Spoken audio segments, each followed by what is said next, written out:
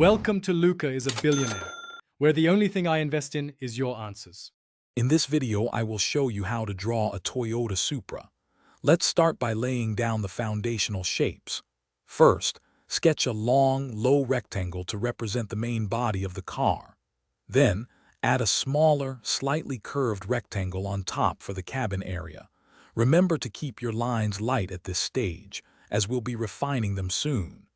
This initial step is crucial for getting the proportions just right. Now, let's refine those basic shapes into the Supra's recognizable form.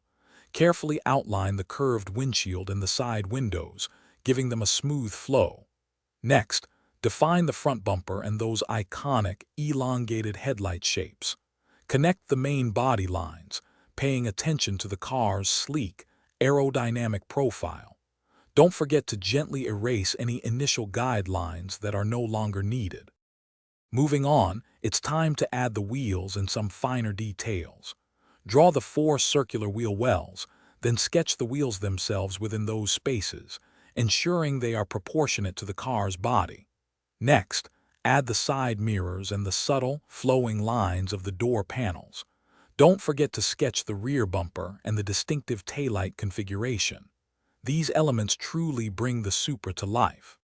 For our final touches, let's add those signature Supra elements. Include the rear spoiler and any prominent air vents that define its sporty look. Don't forget smaller details like the exhaust pipes and the window trim. Finally, apply some light shading to give your drawing depth and dimension, making it pop off the page. Take a moment to review your work for any last adjustments. Thanks for watching and please subscribe. It's the best investment you'll ever make.